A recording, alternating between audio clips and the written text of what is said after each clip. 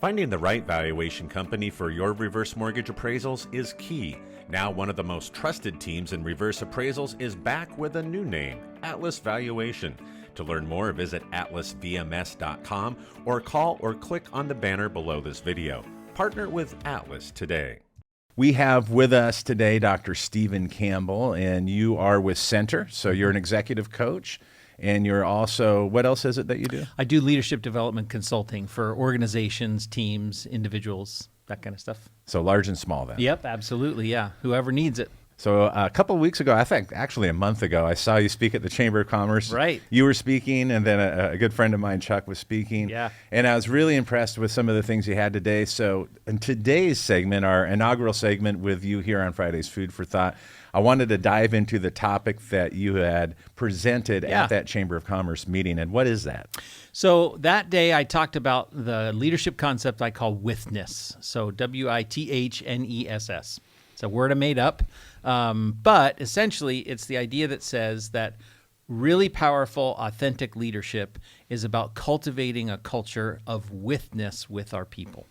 And there's multiple layers to that, obviously. Like if you're on a team, you want to have a sense of withness with your team, but if, like, let's say you're a sole proprietor, there can also be a sense of withness that you create with your customers and the people that you're actually serving. Good point. So there's ways to kind of layer that idea. So that was what I talked about that day, and what I thought might be fun to talk about today to kind of get us rolling. So we have a lot of different opportunities for withness. Right. Are you with this, man? No. Right. Yeah, exactly. Right? Yeah. Uh-huh. So, with reverse mortgage lending, so we got large lenders, we got small broker shops, Right. we got the individual, man or woman out there in the field meeting with the homeowners, right? So how would that apply? Let's start with a lender organization. Sure. How would that apply in that concept? Sure. So if they're a lender organization, I'm assuming that there's multiple people that are a part of a team and that different ones fill different roles. And some of them might have different capacities. And one of the things that happens sometimes in organizations naturally is we can create these layers of hierarchy. And those are important often when it comes to just division of labor. Like an org chart? Yeah, exactly, Okay. right? Like these are part of my roles, these are part of your roles, and those are helpful. But the further you go up on an org chart, the more it can begin to feel like one exclusive space if you're on the lower levels, like, oh, what do they do up there at that level? And it can start to feel divisive almost. Sometimes when you get further up and you're in that layer, it can also begin to feel really, really lonely. Interestingly enough. At the top. At the top, right? Because people can treat you different, that sort of thing. So the withness idea is the concept that says we have to figure out how do we create a culture together that actually helps all of us believe that no matter what our role is, it's absolutely vital to the overall mission of what we're trying to accomplish together. So if you're in the upper levels, a part of what that looks like is, one, you're willing to do the lowest job, right? So when I was leading an organization and a nonprofit, I was the head of that for quite a while. And one of the things that I would do periodically is, I'd go unplug the toilet kind of thing, because that's actually what was most important in that moment right now. And I didn't do that very often because there were other people who that was primarily their role. But if they were doing something else and that was something that needed to be done right now and I was available, when I would do those kind of things, it really helped communicate, oh, there's nothing that's kind of beneath him, right? And so that helped to reinforce that idea of we're in this together. I like that. It reminds me of the show Undercover Boss. Right? Yeah, exactly. I saw the KOA, the head CEO of KOA was going around in a golf cart and they're cleaning cabins. And precisely. So when you do that, obviously that engenders a sense of belonging to a team. Exactly. What else does that do? Well, the other thing that does is it helps your teammates feel like you're more approachable if you're at that kind of in those upper levels of the org chart. That, oh, they're not so fancy that there's not anything that there aren't jobs that they're unwilling to do, right? So it helps to create a greater sense of approachability for those folks when those kind of things can happen. So that's one layer. Now, if you're down at the lower levels of the org chart, your willingness to say, I know this is my role, but my partner over here, they're struggling, for whatever reason. Maybe they had, 15 loans that closed in the same, week or whatever to stick problem. with your, right. Yeah. But now they're like, I don't know how I'm going to get all this done. Sure. Okay, well, that's not particularly my job, but you're my teammate and I'm willing to help you out. Yeah. And so what can I do to assist? How can I come alongside of you? I'm with you, right? That's a part of what that looks like. And while that might not necessarily be that's going to make a difference in my paycheck because maybe those aren't on my role or my roster, whatever that might be. The truth is that overall atmosphere that I'm helping to contribute to, that's going to come back around. Absolutely. Because there might be times when I've got 15 and this person is like, hey, how can I help? Sure. And you don't do it just for the sake of, well, let me scratch your back, you scratch mine. Yeah. That's not the idea because that doesn't create withness. Quid pro quo, doesn't it? Yeah, Okay. quid pro quo. Yeah. Yeah, that is not that heartbeat of withness. It's, hey, I'm here to help. I'm here to serve. How can we do that? Play in this sandbox together really well. So how do you get a company, let's say a reverse mortgage lender, Sure. to adopt this philosophy or culture Right. that they're trying to create? What are some of the practical things that Great. you've done, and how has that changed? Great. So a couple of things there. One is if you are creating culture in your organization, whether you want to be or not. I just think that's a reality. Good point. And so the question then becomes, what kind of culture do you want to create? And how can you be directive about that? How can you be intentional about that? So then that begins to think about, first I have to adopt this withness mindset in my own self. That, okay, let me look around. And I think the first step is let me look around and figure out how can I support the people that are a part of my team, even if they're below me on the org chart. The old org chart, yeah. Right? yeah. So because what I want them to do is I want them to feel supported because I know as a leader, if I can help them feel supported and they rise up their level of work, productivity, investment in who we are, that's only going to help us as a whole. And so that's, I think, maybe step number one. I adopt that mentality. And then step two, I look around for practical ways to support and help and serve those who are around me. What can I do to help? How can I assist? Do leaders ever struggle with trying to find a way they can help in some types of organizations or companies? Sure, yeah. Especially if you're a part of a team that's really well oiled and you've been together for a while, and everybody kind of knows their avenue and they know what their role is, that sort of thing. Because there are times when like maybe I want to come and help this person, and the truth is that they're just way better at that job than I am, right? And so me trying to help actually might not be helpful.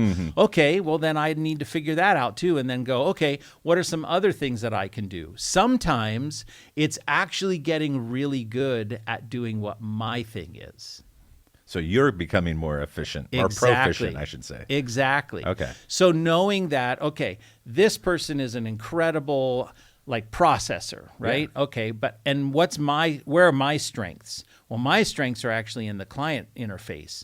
So what I'm going to do is I'm actually going to serve us by working well in my strength, and then that way I'm going to actually help get them things that they get to work in their strength because I'm doing my part.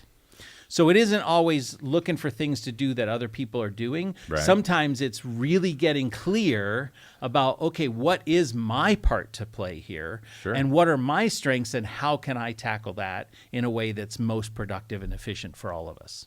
What kind of speed bumps have people run into, right? Sure. So we're doing something new. We're doing this withness thing, which I'm hey, I'm bought in, you know, Yeah. and I've seen this happen in company Sure. cultures. Yeah. But what kind of resistance or speed bumps have you seen some of the organizations that you've worked with encounter?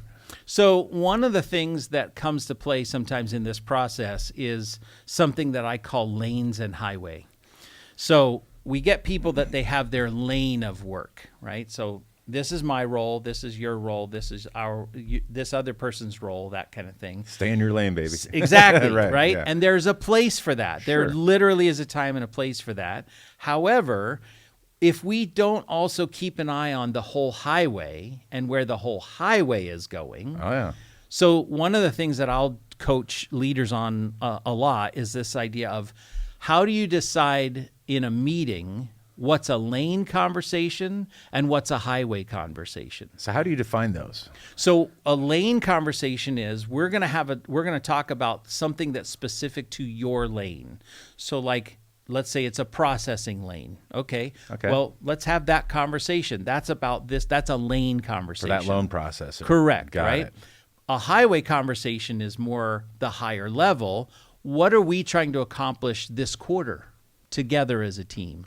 What are our overall goals and objectives? Who's going to do what part in helping us to reach those goals and those objectives? So that's a more broad-based. It's not about the individual components. It's about the overall framework and where we're going together. So sometimes what happens is we'll be in a meeting and we're confused about, is this a highway conversation or is this a lane conversation? I've coached a lot of leaders where when we start to talk about this idea, they go, oh man, my meetings are all over the shop. Like half of the agenda is a highway, Right. and then the other half is all about the lanes, different lanes. Sounds like some drivers I see Yeah, on no the kidding. interstate. Right? Yeah, right? exactly. Yeah, Wow. right. But what happens is, like, let's say we're going to have a lane conversation, but there's 6 of us in the room, and we're going to talk about lane A, the processing lane. Well, if maybe that conversation actually only applies to 2 of the 6 people in the room. Maybe the others are underwriters, right? Right. Yeah.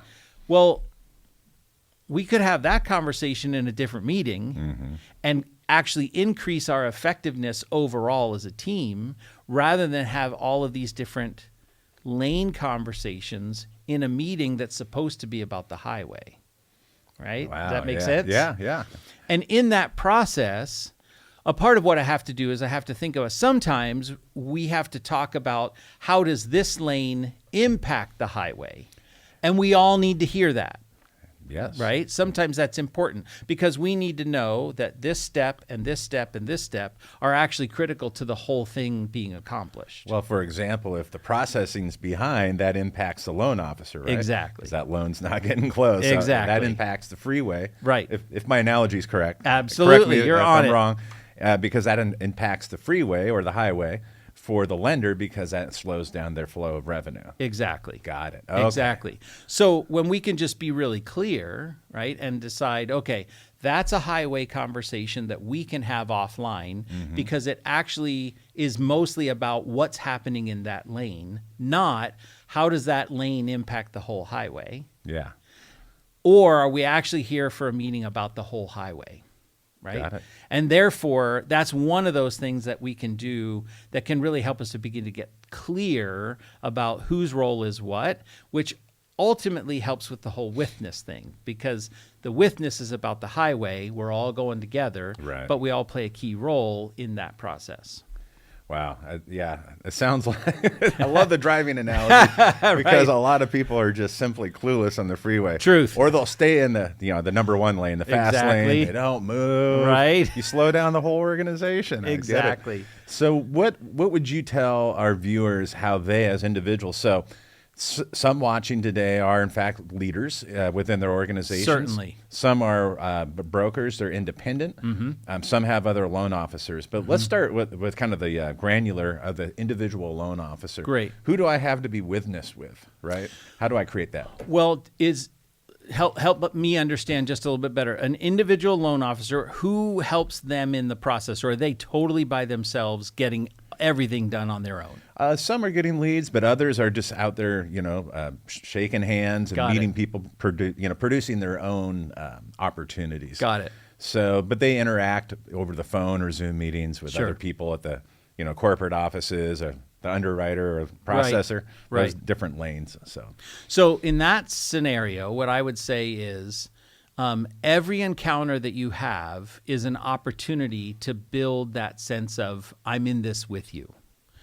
So when I'm having a conversation with my underwriter, my ability to, part of it starts with, I don't just care about what you can do to produce for me. I actually care about who you are, right? Like, how are you? How's it going? Like that kind of stuff. How's your day? How's your, those sorts of things.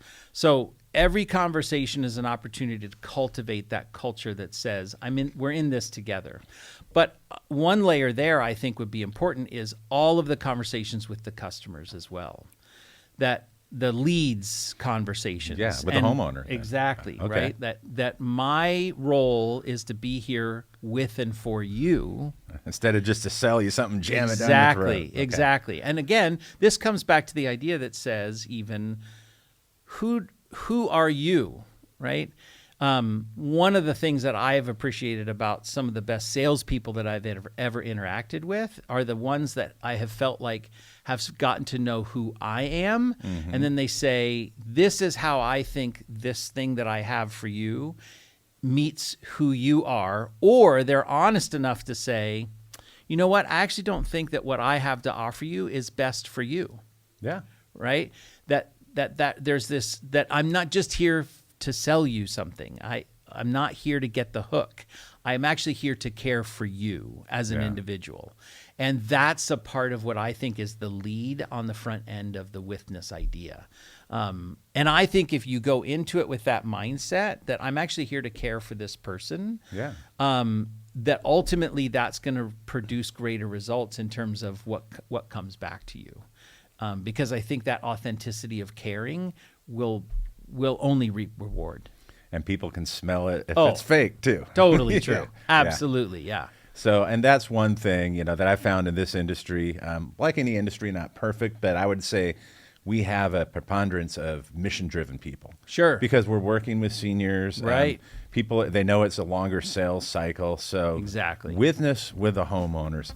Well, that's a great takeaway, and thank you so much, Stephen. You bet. That wraps up this edition of Friday's Food for Thought. I'm going to leave Stephen's information here at the end of this video, so if you want to reach out, contact him and see if you would like to get with it, so to speak. But he does a number of services, and so I think that would be a real benefit. Also, if you would share this video on LinkedIn, we'd really appreciate that. And don't forget to subscribe to our YouTube channel. Thanks so much for joining us. Have a great week. Stephen, thank you so much, man. Thank you. Thanks, everybody. All right. Finding the right valuation company for your reverse mortgage appraisals is key. Now, one of the most trusted teams in reverse appraisals is back with a new name, Atlas Valuation. To learn more, visit atlasvms.com or call or click on the banner below this video. Partner with Atlas today.